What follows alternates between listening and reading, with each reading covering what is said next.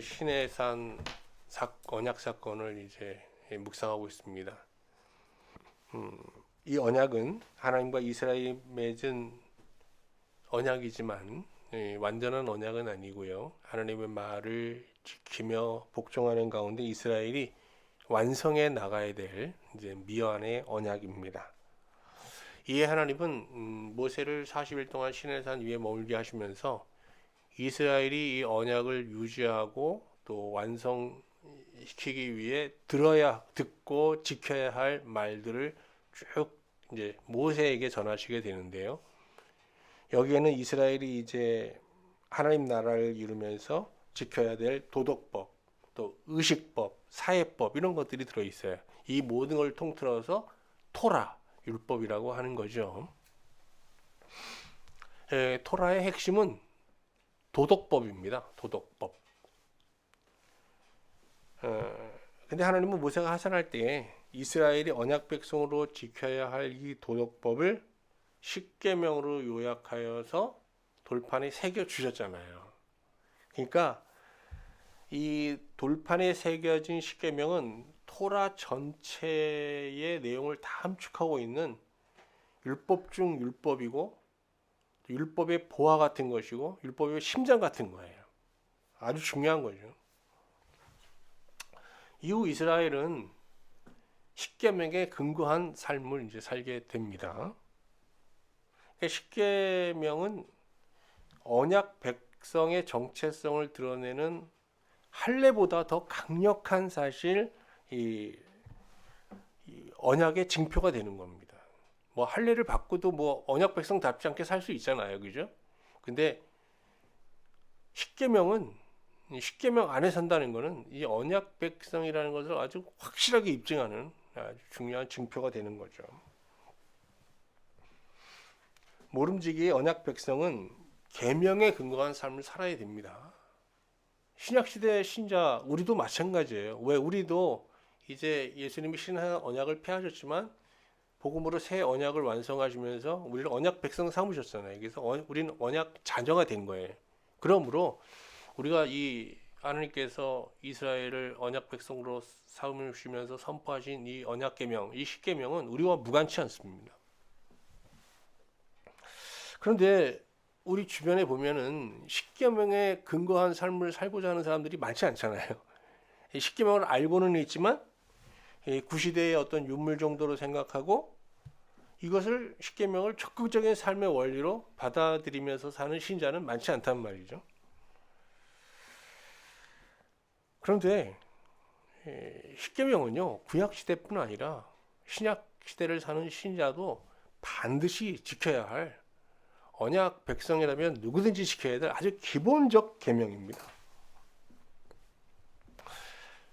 십계명은 하나님께서 자기 백성 이스라엘과 언약을 맺으시면서 이게 언약의 징표로 수여하신 증거물이거든요. 우리가 이제 뭐 남남이었던 남녀가 만나서 이제 결혼을 해서 가정을 이룰 때 그 혼인 언약식에도 이제 그 언약의 징표가 되는 뭐 반지와 같은 언약의 징표를 교환하지 않습니까? 그게 굉장히 상징하는 게 크죠. 상징하는 바가. 이는 결혼하는 부부가 결혼의 언약을 공고히 하기 위해 이제 언약의 징표로서 이제 반지를 교환하는 겁니다. 마찬가지거든요. 하나님께서 우리에게 십계명을 돌판에 새겨서 주셨어요. 이거는 이걸 지키면서 이제 우리 이 관계를 영원한 관계로 지속하자 이렇게 제안하시는 거거든요. 이스라엘이 이걸 돌판을 딱 받고 나서 흔쾌히 아멘했습니다. 좋습니다. 지키겠다고. 그래서 이제 이 언약을 맺은 상태에서 언약 계명이 주어졌고 언약 계명을 이스라엘이 받아들이면서 이제 이 언약의 효력이 발생하기 시작하는 겁니다. 그런데 하나님께서 이스라엘 백성에게 주신 이 십계명은 언약 안에서만 지킬 수 있고 또 언약 안에서 지킬 수 있는 언약 계명이에요. 언약을 떠나면 지킬 수가 없어요. 근데 실제로 그 계명 안에는 1계명부터 4계명까지는 보통 이게 하나님과 사랑을 얘기한다 그러잖아요. 5계명부터 10계명까지는 6계명은 이제 인간에 대한 사랑 이렇게 얘기하는데, 물론 그럴 수 있지만은 이게 1계명부터 4계명을 언약 신앙의 관점에서 보면은 이게 언약법이에요. 언약법. 그러니까 이스라엘이 하나님과 이 1계명부터 4계명을 잘 지키면 하나님과의 언약 관계를 점검하면서 언약 관계를 회복하고 강화하고 유지할 수 있는 그런 길을, 방법을 1계명에서 4계명에서 발견하고 찾게 되는 겁니다. 그래서 1계명부터 4계명까지를 우리가 언약계명이라고 하고요. 또 5계명부터 10계명까지는 이게 이제 일상 삶에서 언약 백성으로서 기본적으로 지켜야 될 어떤 도덕적 삶에 대한 얘기예요. 그래서 이게 이제 도덕적 규범들인데요. 그래서 이제 5계명부터 10계명까지는 이제 도덕계명이라고 합니다. 이 토라 전체를 나무에 비유하면 이 10계명에 있는 1계명부터 4계명까지의 이 언약계명은 뿌리에 해당하는 거예요. 뿌리. 하나님한테 탁 뿌리를 받고 하나님과 교제하면서 양분을 끌어내는 거거든. 거기서 끌어내야 될 양분은 뭔가 하면 안식이에요. 안식. 그리고 이제 그 토라의 몸통을 이루는 것은 뭐 하나님께서 모세한테 말씀하신 뭐 사회법, 뭐 의식법 이런 것들이겠죠. 그리고 열매는 뭐냐? 열매가 바로 5계명부터 10계명에 있는 도덕적 삶인 거예요.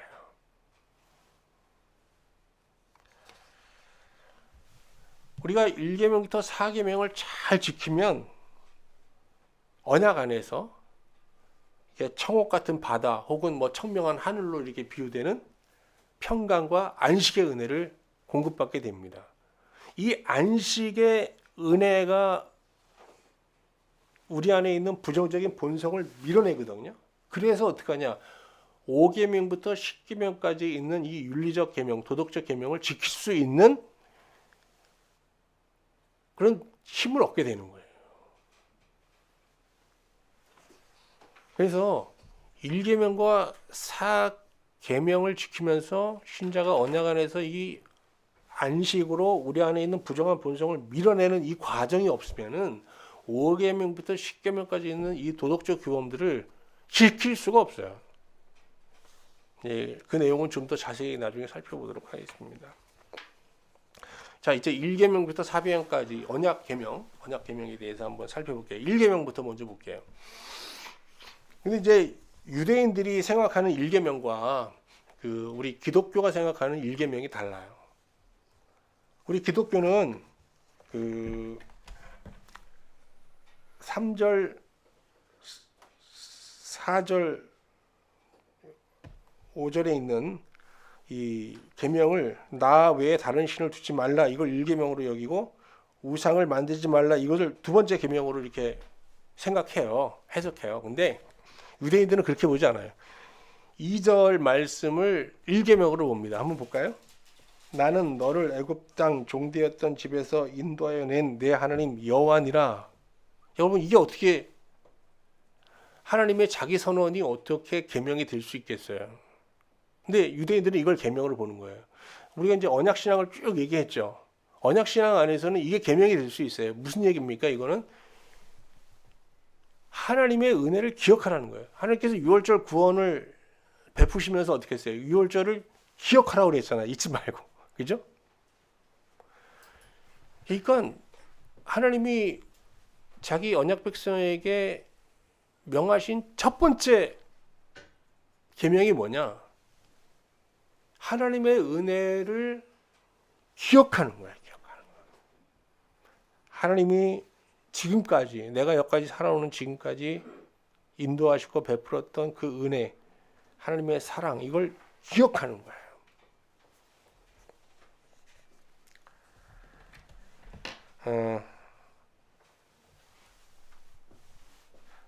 근데 이 시내산에 오기 전까지요.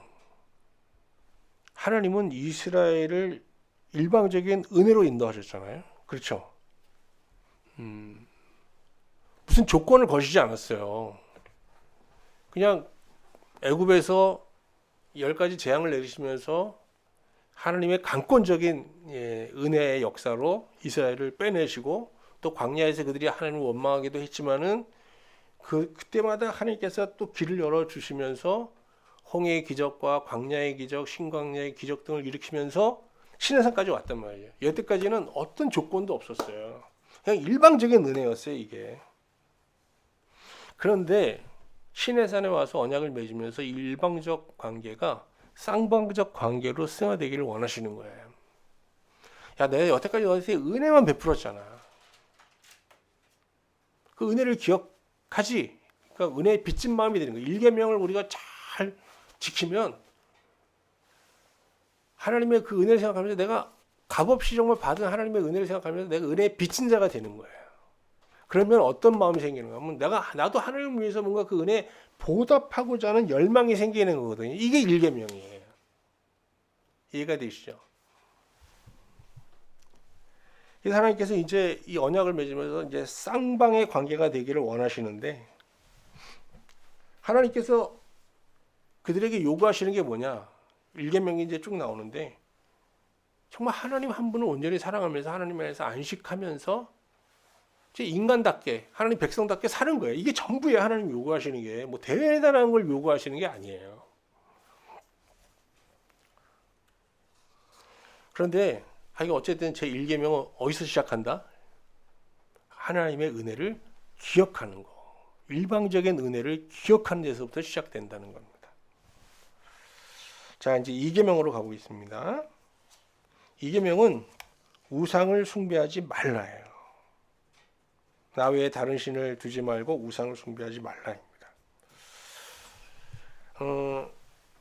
하나님께서 이 계명을 두 번째 계명으로 명하신 이유는 내가 주는 무엇을 사랑하지 말고 너희들은 나 자체를 좀 사랑해 줬으면 좋겠다.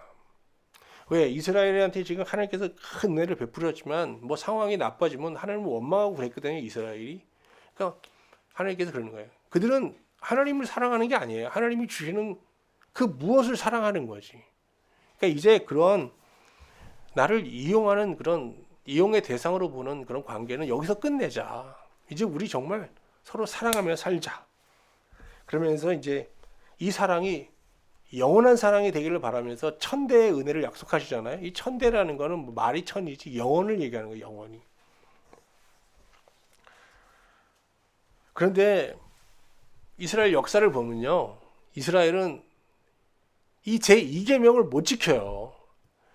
늘 하나님 자체보다 하나님 자체로 만족하지 못하고 상황에 어려움이 오면 하나님을 원망하고 또 하나님이 무엇을 주고 하나님 뭘 또 주면은 해결해 주면 그때 할렐루야 하면서 하나님을 기뻐하고 이렇게 상황의 지배 아래 있게 되거든요. 그래서 하나님이 주시는 그 무엇 그것을 사랑하면서 하나님을 이용하게 되는데 이것을 하나님께서는 우상 숭배로 보는 거예요. 그거는 나를 사랑하는 게 아니라 내가 주는 그것을 더 사랑하는 우상 숭배의 범주에 두면서 이스라엘과 이제 계속 갈등 관계를 이제 겪게 되는 거죠.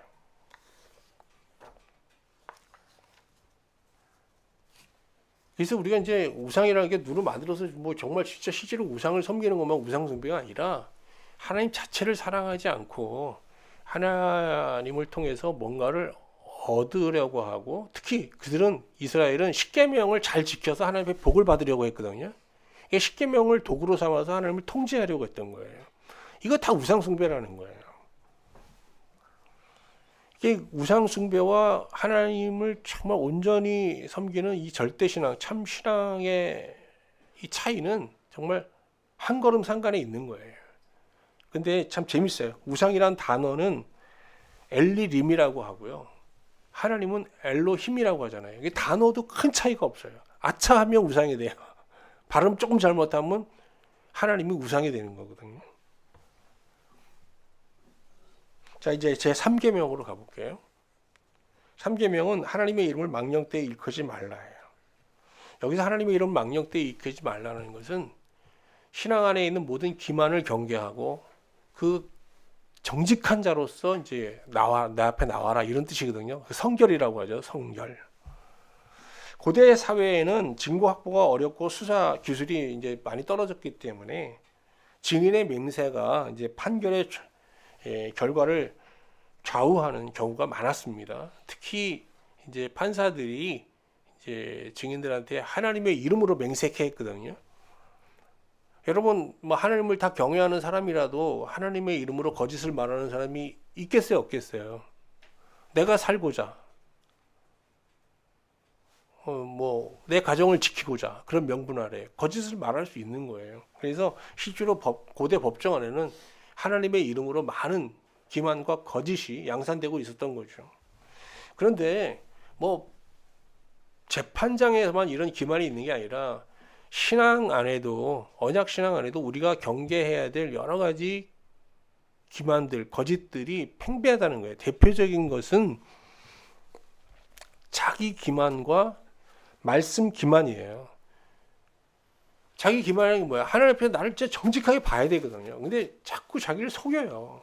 가려요. 그럼 하나님과 온전한 관계를 맺을 수가 없잖아요.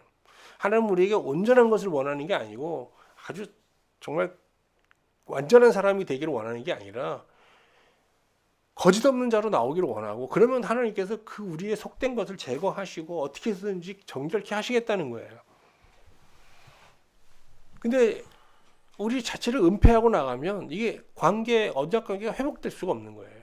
또 하나는 하나님께서 우리를 정직하게 볼 수 있게 하기 위해서 말씀을 주시는데 그 말씀 자체를 또 기만해버려요. 왜곡해서 해석해버려요.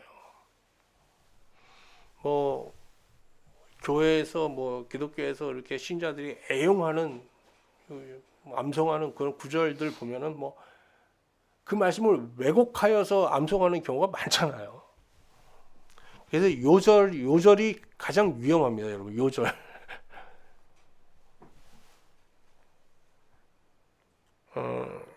하나님께서 이 제3계명을 통해서 이렇게 신앙 안에 모든 기만을 제거하고 정직한 자로 나오라라고 얘기하시는 것은 우리가 언제라도 하나님과 언약관계가 위험에 빠지고 파괴될 수 있거든요. 그럴 때 일단 우리가 정직하게 성결한 자로 하나님 앞에 설 때 이게 회복이 가능한 거예요. 그래서 신앙 안에 있는 모든 기만을 하나씩 제거하라. 특히 자기 기만, 말씀 기만 이런 것들을 제거하라는 게 이제 제3계명으로 주신 거고요.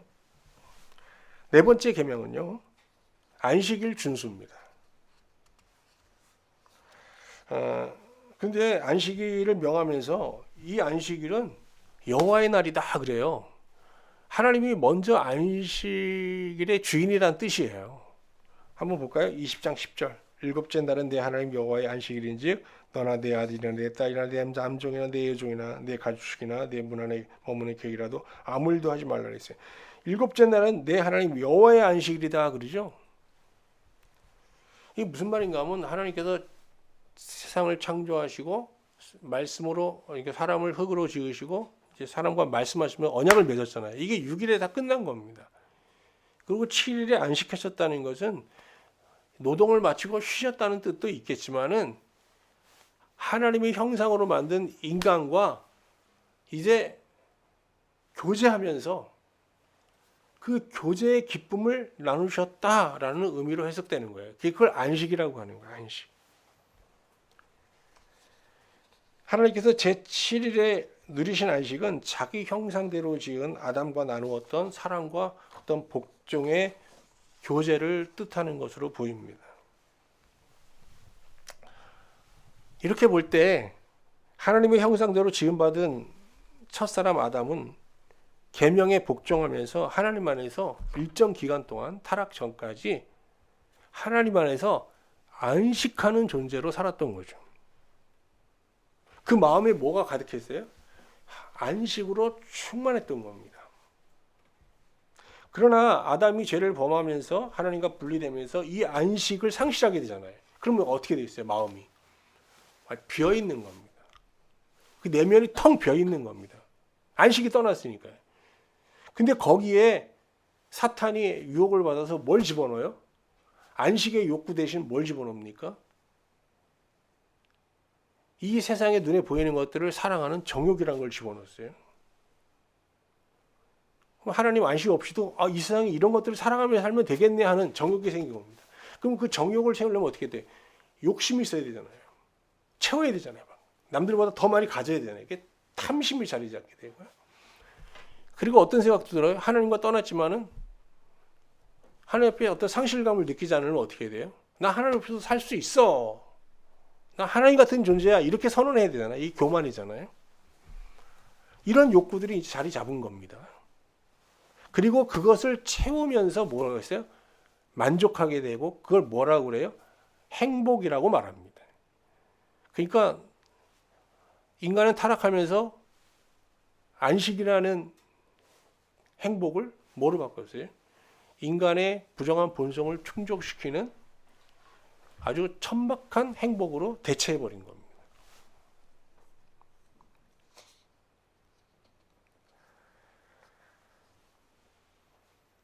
지금 이스라엘 백성들이 시내산에서 하나님과 언약을 맺었는데 그들의 마음속에는 안식의 욕구로 충만한 상태에 있었을까? 아니면 안식의 욕구가 있으면서 또 거기에 탐욕과 욕심과 정욕도 이렇게 부정한 본성도 같이 혼재되어 있는 혼란스러운 상태였을까요? 여러분 어떤 상태였다고 생각하세요? 전자예요, 후자예요? 지금 하나님과 언약을 맺었어요, 이스라엘 백성이. 이 언약을 맺은 상태에서 이제 십계명을 받은 거니까요. 후자일 것 같아요. 그럼 뭐 그 후자에 있는 상태에서 지금 이제 혼란스러운 상태잖아요. 그럼 뭐도 있어요, 안에? 안식의 욕구도 있어요. 또 뭐도 있어요? 정욕도 있고 탐욕도 있고 막 다 섞여 있어요. 그런 상태에서 안식일을 명하면서 안식을 누려라고 하신 거는 무슨 뜻이에요? 이 안식을 충만히 누리면서 어떻게 해요? 우리 안에 있는 정욕과 탐욕과 어떤 교만들을 어떻게 이런 부정적 욕구들을 어떻게 막 밖으로 밀어내라는 거죠. 밀어내라. 이 명령이에요. 이걸 밀어내지 않으면은 뒤에 나오는 5계명부터 10계명까지 나오는 이 도덕적 계명을 지킬 수가 없어요. 자, 이제 도덕법으로 가보겠습니다. 제5계명부터 10계명까지 내용입니다. 이것은 하나하나 뭐 살펴보지는 않겠습니다. 전체적으로 한번 보도록 하겠습니다. 앞에서 말씀드렸죠. 1계명부터 4계명까지가 하나님과의 언약 안에서 하나님으로부터 안식을 쭉 우리 마음속에 끌어당기는 그런 안식법으로 되어 있잖아요. 그러면 토라를 나무에 비유하면 이게 뭐예요? 뿌리와 같은 거라고 있잖아요. 뿌리. 그러면 제5계명부터 10계명까지는요. 신자가 일상의 삶 속에서 맺어야될 이게 열매와 같은 거예요. 열매와 같은 거. 여기서 아주 중요한 거는 신자가 일상의 삶 속에서 맺어야 될 이 도덕적 열매는 언약법 안에서 1계명부터 400계명까지는 이 언약 계명 안에서 드리는 안식의 수준에 의해서 결정된다는 겁니다. 아까 잠깐 설명드렸죠. 왜 그런지. 신자의 삶의 도덕적 수준은 언약 안에서 누리는 안식에 의해서 결정된다. 이게 중요한 신학적 명제예요. 자, 오늘 여러분들이 이 안식일이잖아요. 어떻게 보면 이제 언약 개념, 언약법에 따라서 보면 안식일이에요. 주일은. 이 안식일날 안식을 누리지 못하면 이 한 주간 동안 어떻게 살아요? 비도덕적인 삶을 살 수밖에 없는 거예요.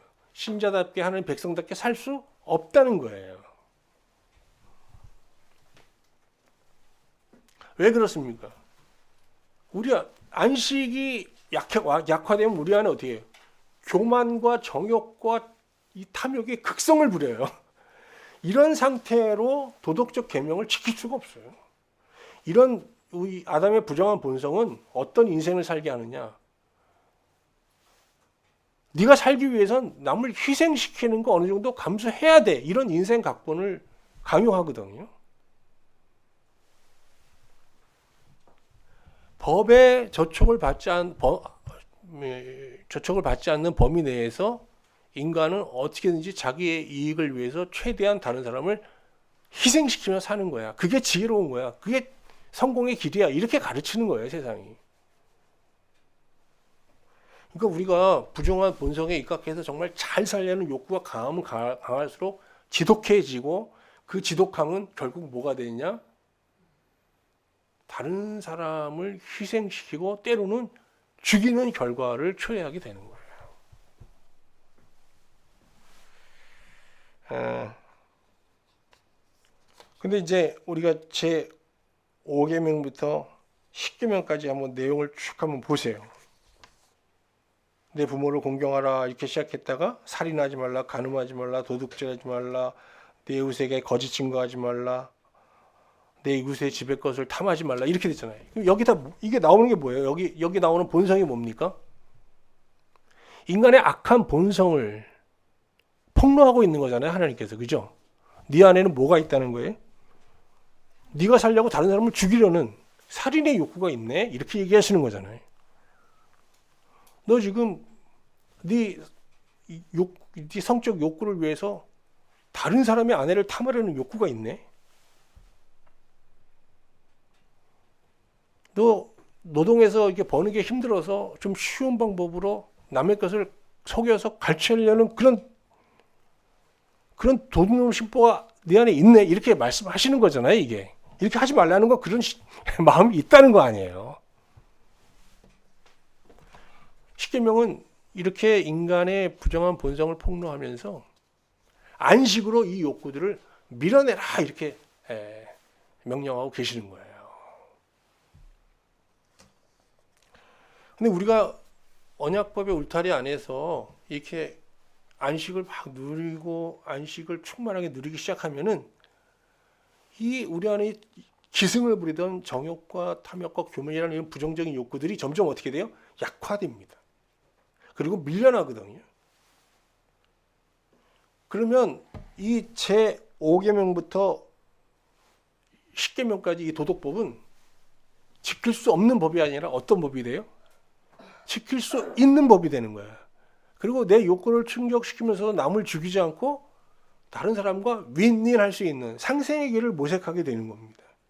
일정 부분 양보하고 일정 부분 또 자기 권리를 주장하면서 이렇게 사람들과 상생하는 길을 모색하면서 살게 되는 겁니다.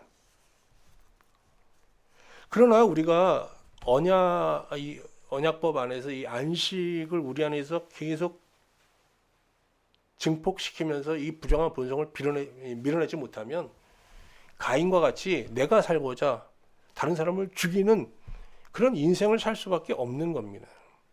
가인이 그랬잖아요. 자기의 만족을 위해서, 욕구 만족을 위해서 동생 아벨을 죽였어요. 이런 인생 방식으로 부정한 본성을 가진 인간은 살 수밖에 없습니다. 좀 여러분 극단적으로 말하면 아담 안에 있는 모든 인간은 흡혈귀처럼 한 생명을 빨아먹어야 자기 생명을 유지하는 그런 이기적 본성을 가지고 있습니다. 여러분 어떻게 인정 안 되십니까? 저는 인정이 되는데 그럼 그렇게 산다는 게 아니라 그런 본성이 우리 안에 있다는 거예요.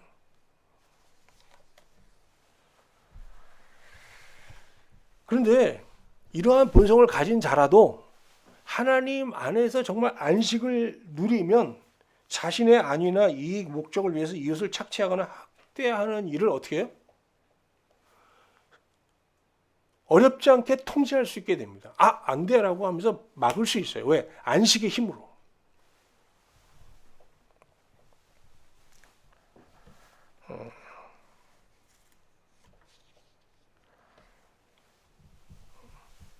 이처럼 언약 백성이 부정적 욕구를 통제하면서 어떤 도덕적 삶을 살 수 있는 구체적인 방법이 십계명 안에 이미 이게 계명이자 그 도덕적 삶을 살 수 있는 해법이 이 안에 들어 있는 거예요. 그래서 이게 바로 십계명의 위대함인 거거든요. 십계명은 정말 위대한 계명입니다, 여러분. 위대한 계명입니다. 이 세상의 어떤 계명과 비교할 수 없는 위대한 계명이에요. 왜? 이 도덕적 삶을 억지가 아니라 자발적으로 행할 수 있는 길을 보여주고 있기 때문에 그래요.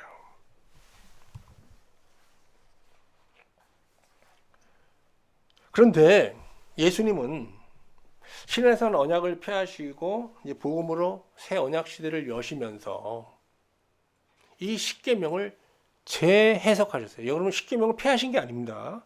십계명을 재해석하시면서 새 계명으로 선포하셨어요.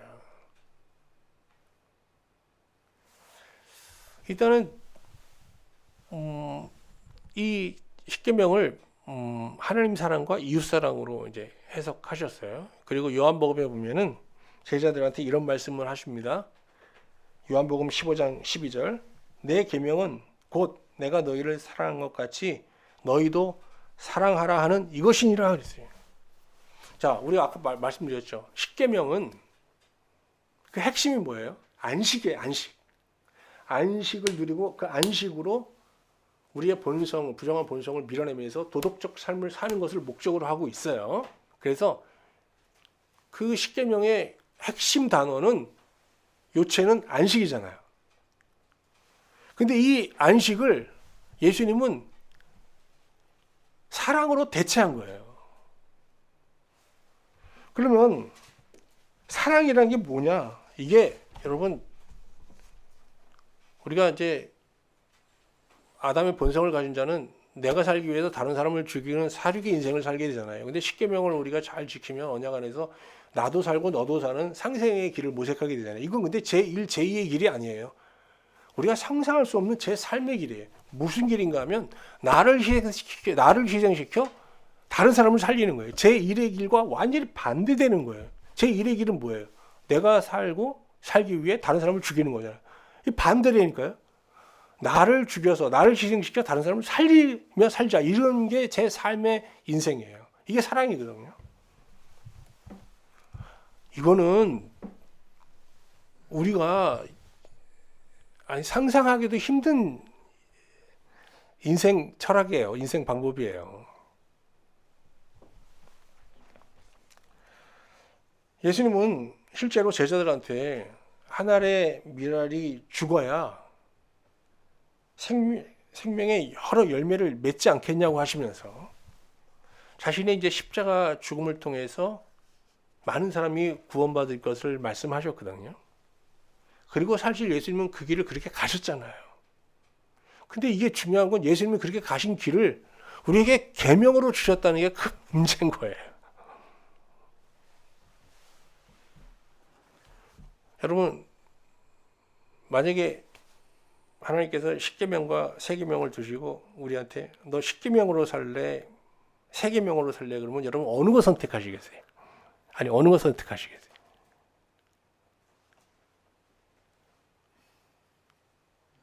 저는 십계명 선택하겠어요.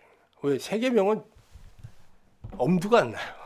그런데 십계명을 지키며 살 때 어떤 열매를 얻죠? 도덕적 삶의 열매를 맺는 거예요. 도덕적 삶이라는 게 어떤 겁니까? 욕먹지 않고 사는 겁니다, 여러분. 근데 사랑의 계명에 복종하며 살면 어떤 열매를 얻어요?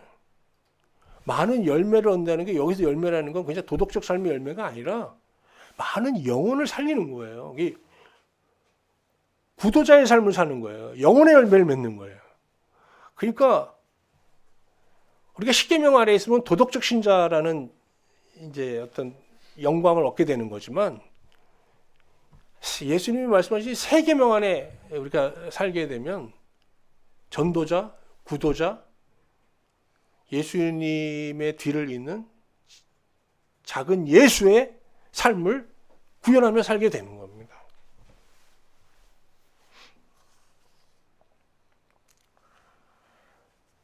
그런데 이 정신을 바울이 계승해 버리잖아요. 그냥 예수님의 이 인생을 그냥 받아들여 버리잖아요. 바울이. 그래서 바울은 정말 많은 사람을 살리기 위해서 매일 자기를 죽이는 삶을 살았습니다. 고린도후서 4장 10절, 11절 말씀 아주 너무 놀라운 말씀인데요. 한번 같이 보겠습니다. 우리가 항상 예수의 죽음을 몸에 짊어짐은 예수의 생명이 또한 우리 몸에 나타나게 하려 함이라. 우리가 살아있는 자가 항상 예수를 위하여 죽음에 넘겨짐은 예수의 생명이 또한 우리 죽을 육체에 나타나게 하려 함이니라. 바울은 예수처럼 자신을 죽여 많은 사람을 살리는 그런 인생을 살고자, 예수의 인생을 살고자 매일 자기를 죽이는 삶을 살았어요. 그럼 그가 죽였다는 건 뭐냐? 본성에 입각해서 살고자 하는 자기 애, 자기 사랑, 자기 애에 집착한 인생, 이거 매일 죽이는 겁니다. 예수님께서도 비슷한 말씀을 하셨거든요. 한번 요한복음 12장 25절 보겠습니다. 자기 생명을 사랑하는 자는 잃어버릴 것이요 이 세상에서 자기의 생명을 미워하는 자는 영생하도록 보존하리라 그랬어요. 여기 보면 생명이라는 단어 피시케라고 하는데 헬라어로 이건 무슨 말인가 하면 부정적 욕구에 근거해서 살고자 하는 이기적인 삶을 말하는 거예요. 그냥 이 세상 사람들이 사는 삶을 말하는 거예요. 그 삶을 사랑하는 자는 잃는다는 거예요. 잃는다는 게 뭐예요? 마지막 날 하나님 우리에게 주신 안식을 누리며 사는 이 영생, 완전한 하나님의 형상을 회복한 인간, 본연의 인간, 그 생명을 우리가 조회, 여기 영생은 조회라고 하는 거거든요. 완전한 생명, 이 완전한 생명을 잃게 된다는 거예요. 너무 당연한 얘기예요. 그죠? 근데 자기 생명을, 우리 안에 있는 본성을 계속 밀어내고 이 본성에 입각한 삶을 부정하면서 살면 어떻게 되냐? 안식이 우리 안에 자리 잡으면서 본래 인간, 하나님이 원래 인간을 창조하신 자기 형상대로 만든 그 인간, 조회의 모습을 회복하게 되는 거예요. 그래서 자기 생명을 미워하는 자는 영생을 얻게 된다는 거예요.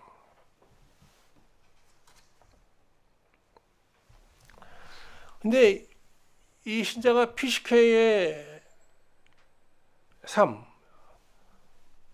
부정한 본성에 입각해서 사는 이기적인 삶을 죽이는 내 삶 속에서 제거하는 방법은 크게 두 가지입니다. 소극적인 방법은 십계명을 지키면서 어떻게 하나님 안에서 안식으로 이걸 밀어내는 방식이 있는 거고요. 또 하나는 우리가 다 어떤 부정한 본성에 입각해서 살았던 삶이 있잖아요. 그죠? 그렇게 살면서 범했던 여러 가지 남들한테 상처를 입히고 세상에 해를 입힌 우리가 그런 죄들을 갖고 있단 말이죠. 이 죄를 통렬하게 회개하면서 이 죄와 함께 그런 죄들을 유발했던 이 본성을 십자가에 못 박고 무덤에 가두고 우리 안에서 완전히 죽이려고 하는 이런 통렬한 회개죠. 이게 통렬한 회개의 방법이 있는 겁니다. 그럴 때 우리는 하나님 백성답게, 신자답게, 인간답게 사는 도덕적 삶을 살게 되고, 때로는 말이죠, 어떤 경우에는 우리를 희생시켜 다른 사람을 살리는 이런 예수의 생명을 드러내는 그러한 구도자적인 삶을 살 수도 있게 되는 거죠. 지금까지 하나님께서 언약 백성들에게 명하신 십계명과 예수님께서 재해석하신 십계명, 즉 세계명에 대해서 한번 쭉 살펴보았습니다. 예수 그리스도를 믿고 이제 하나님의 언약 자녀가 된 우리는 반드시 계명에 근거한, 계명에 속한 삶을 살아야 되는 거거든요. 이 계명과 우리의 삶은 무관할 수가 없어요.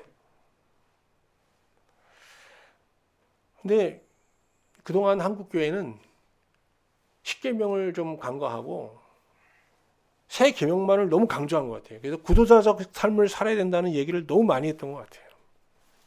근데 도덕적 삶이 전제되지 않은 구도자의 삶이라는 게 여러분 세상에는 이게 굉장히 혐오스러운 것으로 느껴질 수 있습니다. 뭐 그냥 마이크 막 틀어놓고 예수천당 지옥불에 던져질 인간이랑 저주를 막 선포하면서 이렇게 확성기 틀어놓고 전도하시는 분들 봤죠. 지금은 없지만은 전철에서 또 예수천당 불신 지옥 외치면서 정말 무례한 방식으로 이렇게 전도하는 분들도 가끔 봤고요. 이게 도덕적 삶이 어떤 전제되지 않은 구도자의 삶이라는 것은 자칫 하나님의 복음을 크게 왜곡시키고 정말 사람들로부터 기독교를 아주 부정적으로 보게 만드는 위험한 시도가 될 수 있는 거죠. 저는 이제 이 시대 우리가 새 계명은 좀 잠시 뒤로 미루고 우리 신자들이, 한국교회 신자들이 먼저 십계명에 근거해서 도덕적 삶을 사는데 전심전력해야 된다고 생각합니다. 여러분, 이 한 주도 십계명을 묵상하시면서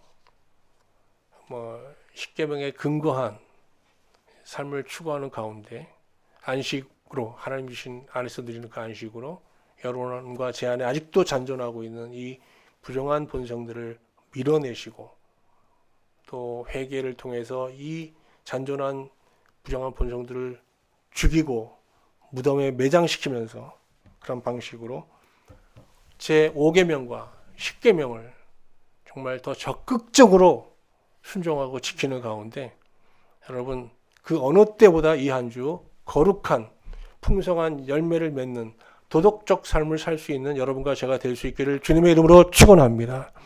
우리가 이런 도덕적 삶을 살아가는 가운데 또 우리는 어쩌면 우리 자신을 희생시켜 다른 사람을 구원하는 그런 구도적인 삶, 영혼의 열매까지 맺는 기회를 얻게 될지도 모르는 거죠.